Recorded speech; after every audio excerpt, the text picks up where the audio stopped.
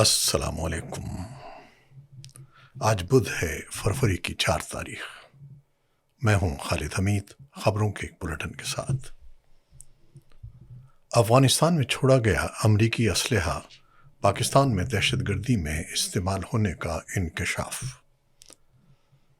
امریکی نشریاتی ادارے CNN نے انکشاف کیا ہے کہ افغانستان میں چھوڑا گیا امریکی اسلحہ پاکستان میں دہشت گرد کارروائیوں کے لیے استعمال ہو رہا ہے۔ CNN کی رپورٹ کے مطابق یہ اسلحہ دہشت گردی کے خلاف جاری کارروائیوں میں ایک بڑی رکاوٹ بن چکا ہے۔ رپورٹ میں بتایا گیا ہے کہ کالعدم تحریک طالبان پاکستان اور بلوچستان لبریشن آرمی کے دہشت گرد امریکی ساختہ جدید رائفلز، مشین گنز اور اسنائپر ہتھیار استعمال کر رہے ہیں۔ امریکی ہتھیاروں کی آسان دستیابی کے باعث دہشت گرد حملوں کی نوعیت اور شدت میں اضافہ ہوا ہے۔ سربراہ سیگار جان سوپکو کے مطابق امریکی افواج کے انخلاء کے وقت افغانستان میں تقریباً 3 لاکھ امریکی ہتھیار چھوڑ گئے تھے، جن میں سے متعدد جنوبی وزیرستان اور بلوچستان میں ہونے والے دہشت گرد حملوں میں استعمال ہوئے۔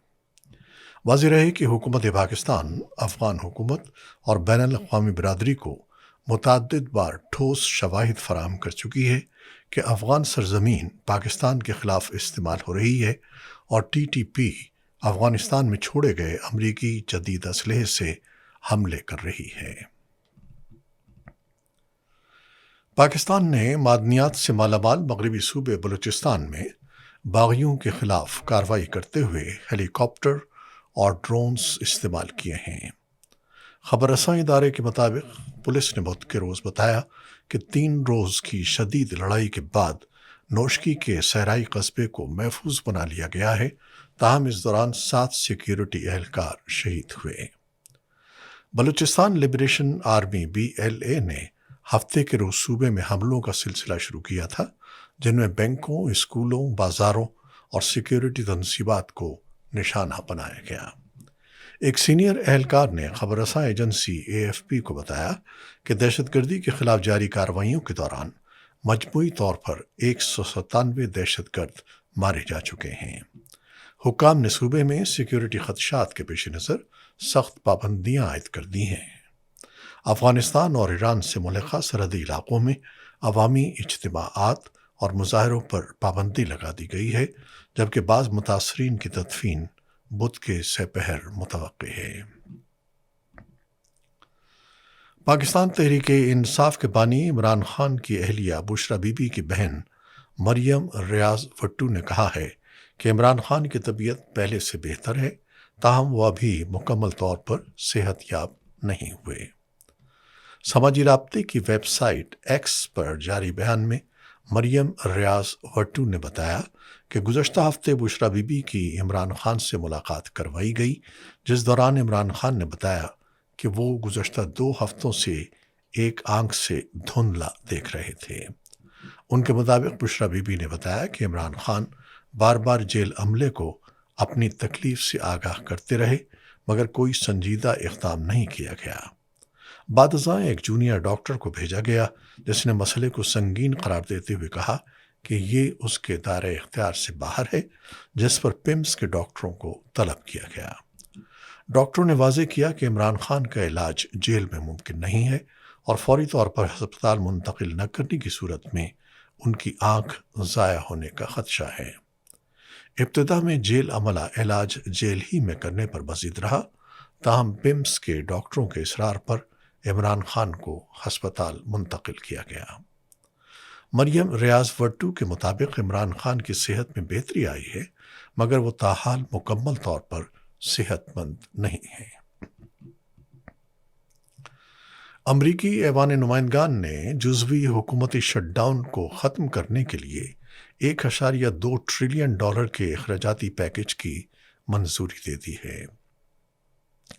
دوطرفہ قانون سازی جو منگل کو منظور ہوئی، اہم وفاقی پروگراموں کے لیے ختم شدہ فنڈنگ کو بحال کرتی ہے، بشمول لیبر اور ایجوکیشن کے محکموں کی۔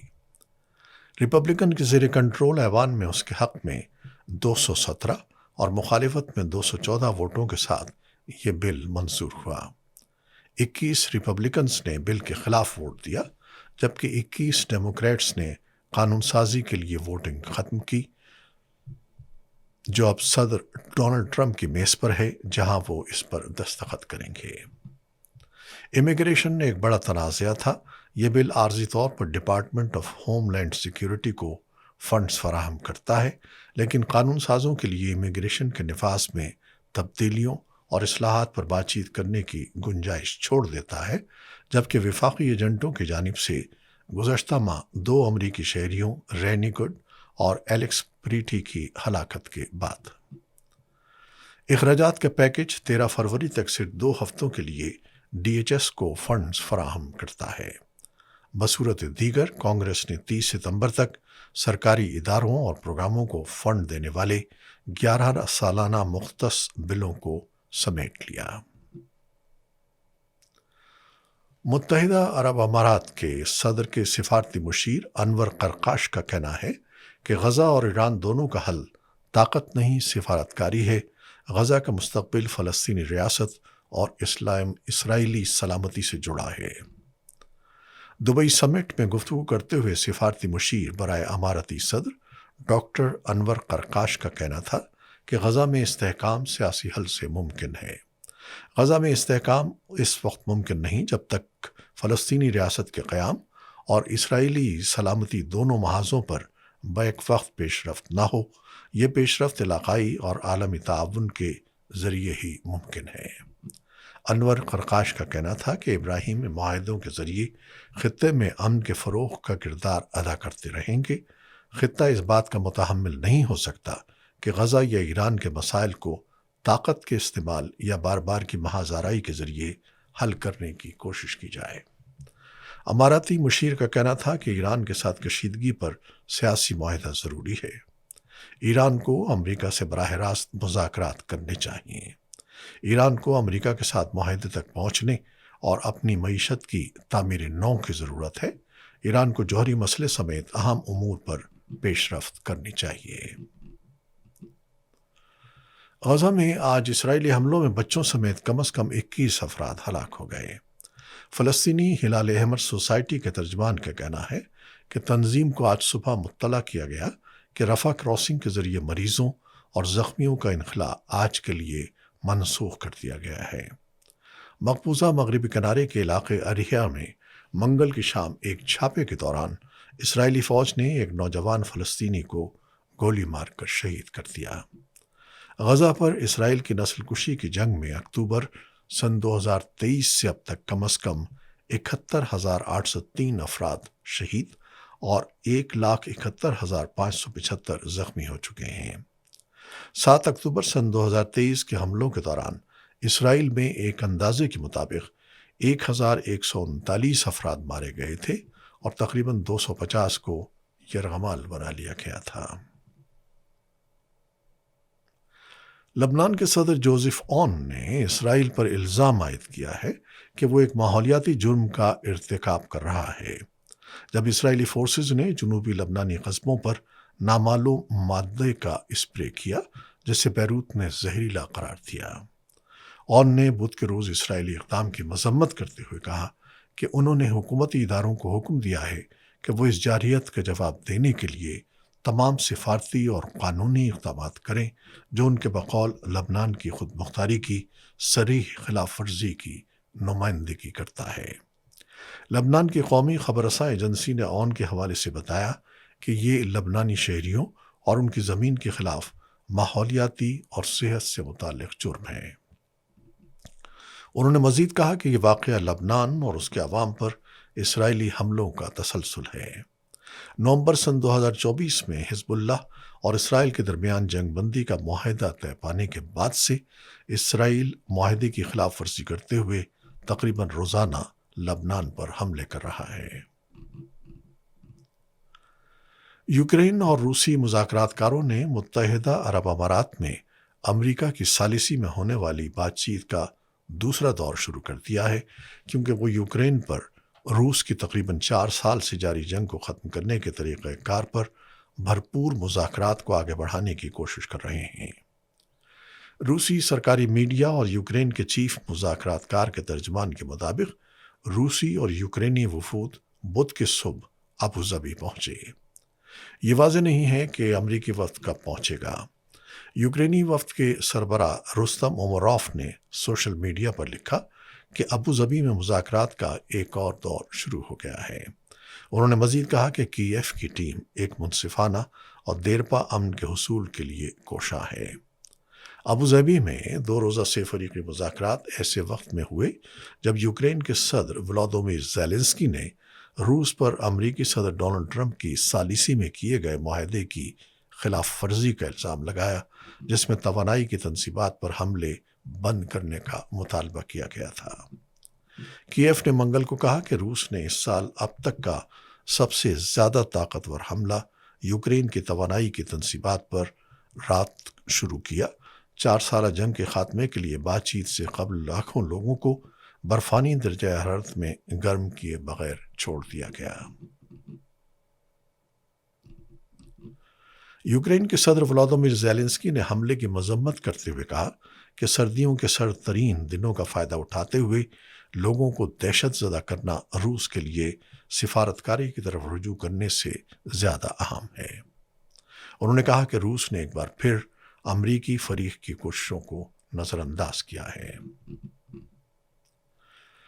جموں و کشمیر میں بھارتی فوجیوں نے اپنی ریاستی دہشت گردی کی تازہ کارروائی میں ضلع ادھم پور میں 2 کشمیری نوجوانوں کو شہید کر دیا ہے۔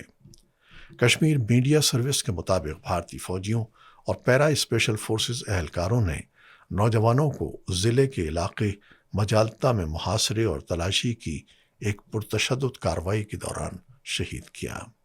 ایک بھارتی افسر نے 2 نوجوانوں کے مارے جانے کی تصدیق کرتے ہوئے بتایا کہ بھارتی فوجیوں اور پیرا ملٹری اہلکاروں کی طرف سے علاقے میں مشترکہ آپریشن ابھی جاری ہے۔